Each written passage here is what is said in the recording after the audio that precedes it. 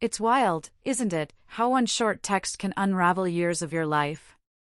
Not from the person you expected, not from the woman I was engaged to, but from her best friend, Vanessa. It dropped onto my phone weeks after Chloe and I had broken up, a breakup Vanessa orchestrated. The message asked if I wanted to grab coffee because, and I quote, "you deserved better." My brain just short-circuited. This was the woman who had systematically destroyed my relationship, convinced my fiancé I was a walking red flag, and now she was asking me out? What happened next wasn't just bizarre, it exposed a level of manipulation that I swear I never saw coming. My name is Ethan. I'm 29, a system analyst in Denver. And I need to tell you how someone can absolutely dismantle your relationship, piece by excruciating piece, without you even realizing they're doing it, until it's all just gone. 5 years. That's how long Chloe and I were together. 5 years of building something I truly believed was solid, something real, something that finally felt like home. We met at a little coffee shop, where she was sketching in a corner booth, and I was, honestly, just pretending to work on a project. Really, I was just trying to figure out how to talk to her without looking like a complete idiot. She was everything I wasn't. Outgoing, spontaneous, always surrounded by people drawn to her energy. Me? I was the guy who'd happily trade a crowded downtown bar for a Friday night gaming session with my online crew. We balanced each other out. Or at least, that's what I kept telling myself when things, slowly, subtly, started feeling off. We moved in together after 2 years, rescued a 3-legged dog named Comet who had more personality than most humans I knew. Last spring, I proposed to Chloe at the same coffee shop where we'd met. Yeah, I know, I'm that kind of sentimental idiot. She said yes before I even finished the question. And for about 3 months after that, everything felt perfect. Like we'd finally figured out how to do life together, the right way. Then Vanessa came back into the picture. And I mean really came back. Not just an occasional text or a birthday call, but suddenly, she was everywhere. Every plan, every decision, every conversation. Vanessa was Chloe's best friend from college, the kind of friendship that came with years of history I could never fully understand.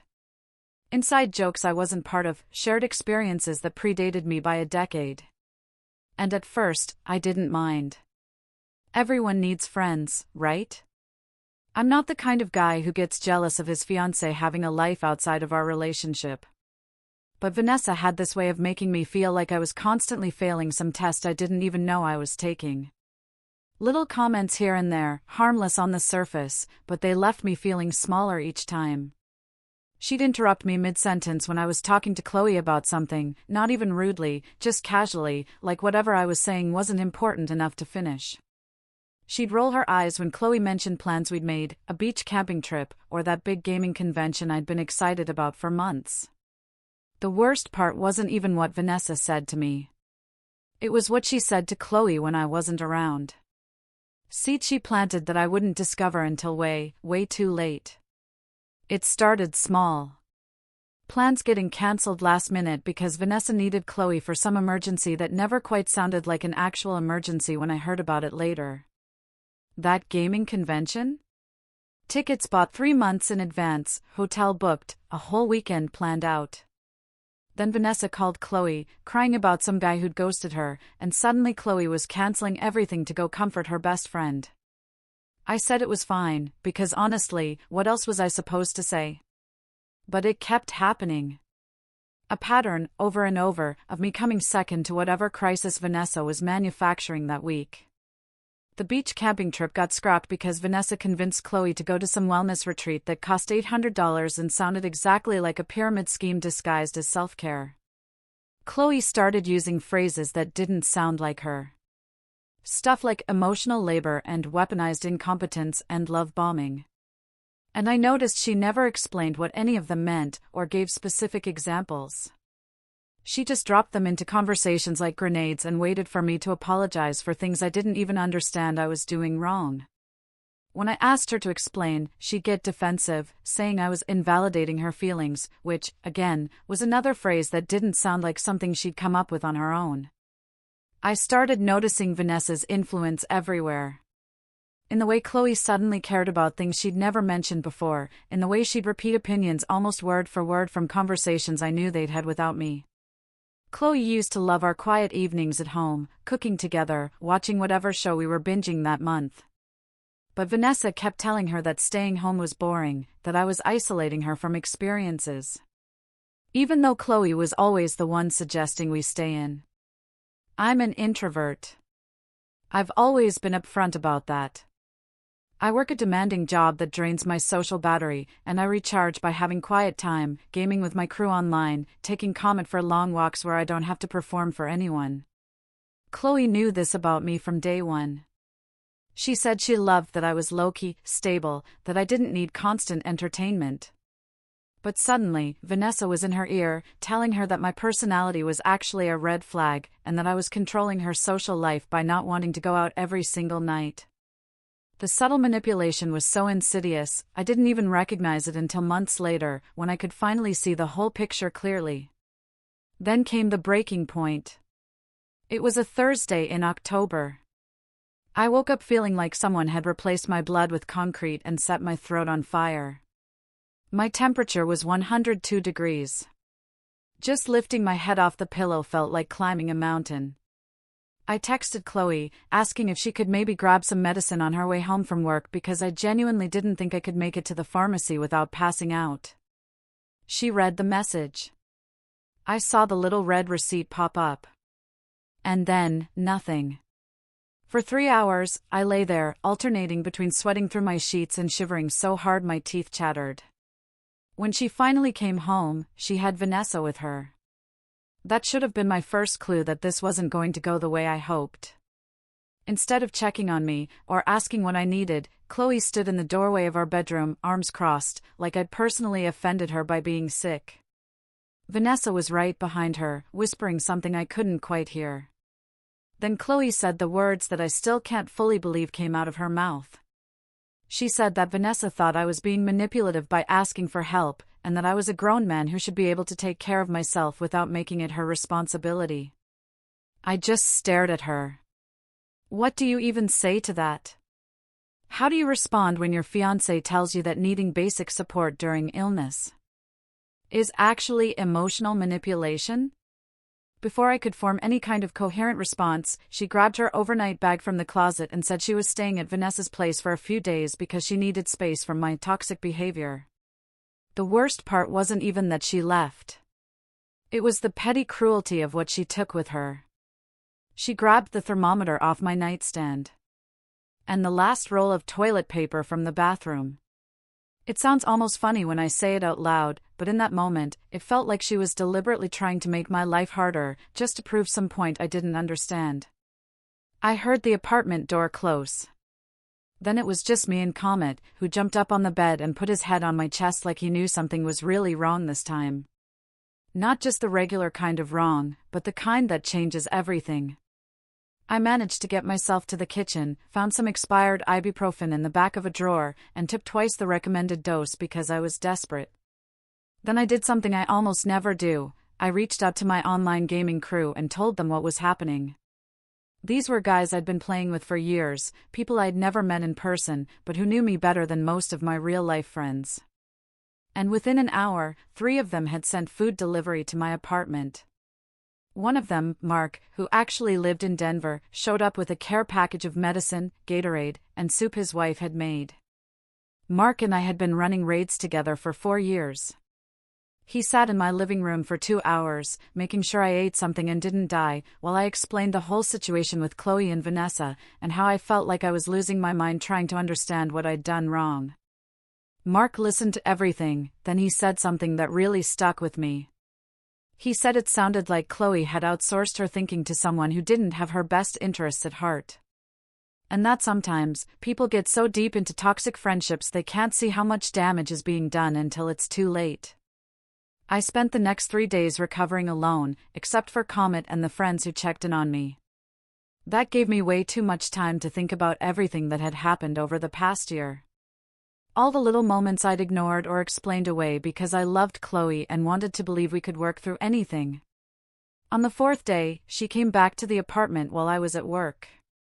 I knew she'd been there because half her stuff was gone, and there was a note on the counter. It was in her handwriting, but the vocabulary was pure Vanessa speak. The note talked about emotional labor, and how I'd failed to meet her needs, and how she deserved a partner who didn't make her responsible for managing my feelings. Which was ironic, considering I'd spent the last year walking on eggshells, trying not to upset her while she criticized everything I did through Vanessa's lens of what a relationship should look like. That evening, Chloe texted me, asking to talk in person. We met at a coffee shop 3 blocks from our apartment, because apparently our home wasn't neutral enough territory for this conversation. She had this rehearsed quality to the way she spoke, like she'd practiced these lines with Vanessa until they sounded natural. She went through a whole list of my red flags that included things like me being too independent, not emotionally available enough, prioritizing my career over her needs, and something about how my introversion was actually an avoidant attachment style, which she'd apparently learned about from some podcast Vanessa had recommended. I listened to all of it, and realized I was basically being broken up with using pop psychology terms and therapy speak that had been weaponized to make normal human behavior sound like pathology. When she finally paused to take a breath, I asked her one question: are any of these thoughts actually yours, or are you just repeating what Vanessa told you to think? She got defensive immediately. Said I was invalidating her experience and proving her point about being dismissive. Then she told me she needed me to move out of the apartment, even though my name was the only one on the lease and I'd been paying 70% of the rent for 3 years. I laughed. Not because it was funny, but because the audacity was almost impressive. And I told her, very calmly, that I'd be happy to give her time to find a new place, since this was my apartment and I wasn't going anywhere. She didn't like that answer. I could see her mentally scrambling to figure out how to regain control of the situation. She made one last attempt, saying we could work things out if I was willing to go to therapy and address my issues. I asked what issues, specifically. She couldn't give me concrete examples, just more buzzwords about emotional unavailability and stonewalling and defensive behavior. And I realized right there, in that coffee shop, that I'd already lost her months ago. Lost her to someone who saw our relationship as a threat to her own hold over Chloe. I just said, okay. Told her she had 2 weeks to get her remaining stuff out of the apartment, and walked away from 5 years like it was the easiest decision I'd ever made. Even though inside, I felt like someone had scooped up my chest and left nothing but empty space where my future used to be. The next morning, I woke up to a text saying she'd thought about it overnight and we were definitely over. She'd be by that afternoon with Vanessa to collect her things. I didn't respond. There was nothing left to say. When they showed up, Vanessa had this smug look on her face, like she'd won some competition I didn't even know we were having. I just stood there, watching them pack up pieces of my life into boxes and bags. After they left, the apartment felt enormous and suffocating at the same time. Too quiet, and too full of memories that now felt contaminated by everything that had happened. I did what I always do when life gets overwhelming. I threw myself into work, and started going to the gym at 5 a.m. before my shift. Physical exhaustion was easier to deal with than emotional devastation. My online crew checked in on me constantly. Mark invited me to his house for dinner with his family twice a week. Slowly, I started rebuilding some version of a life that didn't revolve around making Chloe happy, or trying to meet standards that kept changing based on whatever Vanessa decided was acceptable that week. About 2 weeks after the breakup, Chloe showed up at my door unannounced, with Comet on a leash. She said she couldn't handle taking care of him anymore because he kept whining and wouldn't eat. And, she added, she realized she'd only taken him to hurt me in the first place. I took him back without a word. I wasn't about to punish my dog for her mistakes. And honestly, having Comet back made the apartment feel less empty, like I'd recovered at least one piece of what we'd built together. 3 weeks passed. I was actually starting to feel okay. Not great, but functional. Then Chloe started texting me again, with weird messages that started casual and progressively got stranger. She'd ask my opinion on things she'd never cared about before. She'd mention how Vanessa was being really intense lately and maybe they were spending too much time together. Like she was testing the waters to see if I'd take her back. I kept my responses short and polite. I'm not cruel, and we had shared 5 years of life together. But I wasn't about to fall back into that trap of being her emotional support while Vanessa pulled the strings behind the scenes. Then came the message from Vanessa. The message that opened this whole story. It arrived on a Saturday morning while I was meal prepping for the week. At first, I thought it was some kind of mistake, or maybe her account had been hacked, because there was no universe where this made sense. She said Chloe had been struggling since the breakup, and that watching us fall apart had made Vanessa realize some things about herself, about me, about what she actually wanted. And then she said the words that made my brain completely short-circuit: "You deserved better than someone who couldn't appreciate what you brought to a relationship." I stared at my phone for a solid minute, trying to process what was happening. Then another message came through. This one with a selfie of Vanessa at some coffee shop, with the caption asking if I wanted to grab drinks sometime and talk about everything that had happened, because she felt terrible about how things had gone down. The audacity was so staggering that I actually laughed out loud.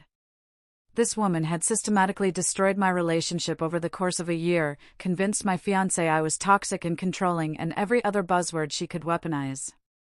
And now she was shooting her shot like we were potential romantic interests who'd just met at a bar.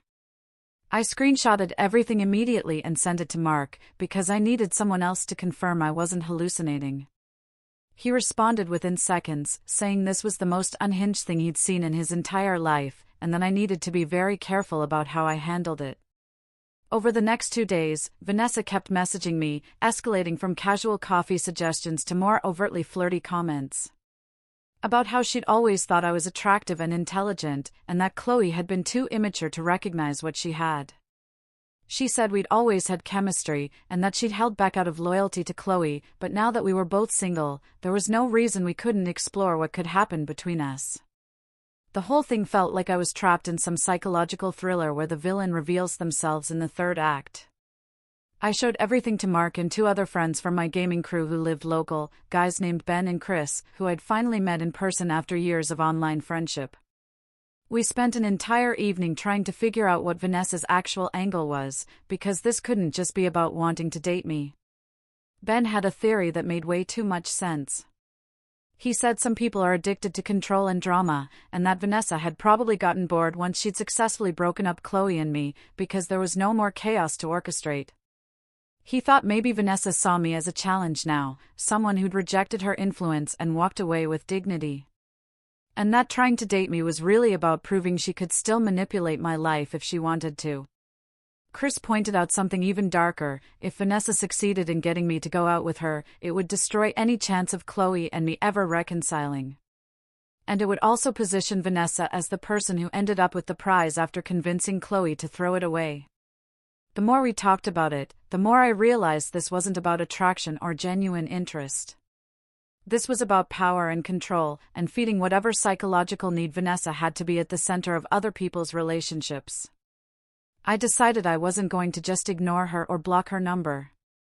I was going to expose exactly who she was to everyone who'd been pulled into her orbit. But I needed to be smart about it, because going on the attack without proof would just make me look like the bitter ex she'd already painted me as to Chloe. I started documenting everything. Every message Vanessa sent got screenshotted with timestamps. I reached out to a few people in Chloe's social circle who I'd stayed friendly with, to ask if they'd noticed anything weird about Vanessa's behavior over the years. 2 of them came back with stories that made my blood run cold, because apparently, I wasn't the first relationship Vanessa had torpedoed. One woman told me about her own ex-boyfriend 3 years ago, who Vanessa had convinced was emotionally abusive, using the same playbook of therapy speak and pop psychology to create problems where none existed. That relationship had ended with her isolated from the guy, who she later realized had been perfectly good to her. Another friend had a similar story about someone whose marriage Vanessa had nearly destroyed by convincing the wife that her husband was gaslighting her, and it had taken months of actual couples therapy for them to realize the real problem was Vanessa's interference. I collected all of this information like I was building a legal case. And then I did something that felt risky but necessary. I told Vanessa I'd be willing to meet her for coffee to talk about everything.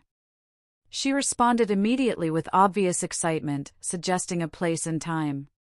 I agreed to meet her that following Thursday at a cafe in Lodo, a place that had outdoor seating and lots of foot traffic. What Vanessa didn't know was that Mark, Ben, and Chris would all be there at nearby tables. And that the two people I'd talked to had agreed to show up halfway through to confront her about the pattern of behavior we'd uncovered. The day came, and I got there early to settle my nerves, ordered a coffee I was too anxious to actually drink, and waited for Vanessa to arrive with this weird mix of anger and curiosity about how she'd play this. She showed up looking like she'd put serious effort into her appearance, which made the whole thing even more unsettling. She sat down across from me with this smile that I can only describe as predatory, like she'd already won something I didn't know we were competing for. She started talking immediately about how proud she was that I'd agreed to meet her, how mature it was that we could move past the drama with Chloe and explore our own connection. I let her talk for about 5 minutes before I interrupted her. I asked her directly, "Why did you spend a year destroying my relationship with Chloe if you were interested in me?" I watched her face shift through several expressions before landing on defensive confusion. She tried to claim she'd only been looking out for Chloe's best interests, and that it wasn't her fault Chloe had realized I wasn't the right fit. But I pulled out my phone and started reading back her own messages about how she'd always been attracted to me and had held back out of loyalty. Her face went pale, and she tried to backtrack, saying I was misunderstanding her intentions and making this into something it wasn't. And that's when the 2 other people walked up to our table. They confronted her about destroying their relationships using the exact same tactics. I watched Vanessa's whole demeanor crumble as she realized this wasn't a date. It was an intervention. She tried to leave, but Mark, Ben, and Chris had positioned themselves in a way that made it clear she wasn't going anywhere until we'd said our piece. For the first time since I'd known her, Vanessa had no control over the situation she was in. Mark laid out everything we'd discovered about her pattern of interference in other people's relationships. The therapy speak she used as weapons, the way she isolated people from their partners under the guise of protecting them. Ben talked about how her behavior fit classic patterns of covert manipulation and control, using his background in psychology to break down what she'd been doing in clinical terms that couldn't be dismissed as bitter accusations. Vanessa sat there getting smaller and smaller. Then she made one last attempt to flip the script by saying we were all ganging up on her, and that this was harassment. But her voice had none of its usual confidence, and everyone at the surrounding tables was now watching this play out. I told her very clearly that if she ever contacted me again, or if I found out she was interfering in Chloe's life or anyone else's life the way she'd interfered in mine, I would make sure everyone in her social and professional circles knew exactly who she was and what she did to people. She grabbed her bag and basically ran out of the cafe. I felt this weird combination of satisfaction and exhaustion, like I'd won something, but the victory cost more than I'd expected. The next day, Chloe called me. Actually called, not texted. Her voice sounded different, smaller, and more unsure than I'd heard in over a year. She said Vanessa had blocked her on everything, and that mutual friends had been telling her things about Vanessa's past behavior that made her sick to her stomach. She asked if we could meet to talk about what had really happened between us. I told her I needed time to think about whether that was something I wanted. Because even though part of me still loved the person she'd been before Vanessa got into her head, I wasn't sure I could trust her not to fall into the same pattern with the next toxic friend who came along. 2 months have passed since that confrontation at the cafe. I got a promotion at work that came with a significant raise and more interesting projects. I started dating someone named Riley, who I met through Mark's wife, and who's into gaming and hiking and has a refreshingly direct communication style that doesn't involve any therapy speak or manufactured drama. Chloe reached out one more time, asking if I'd be willing to do a closure coffee. I said maybe someday, but not now. Because I've learned that sometimes the healthiest thing you can do is let the wrong people stay in your past, where they belong. I'm doing okay now. Better than okay, actually. And I've learned that you should never build a life with someone who lets a toxic friend think for them. Because eventually, you'll realize you're not in a relationship with one person. You're in a relationship with whoever has their ear that week. And that's not love. That's just elaborate puppetry with your heart as the stage. What do you think? Would you have handled that confrontation differently?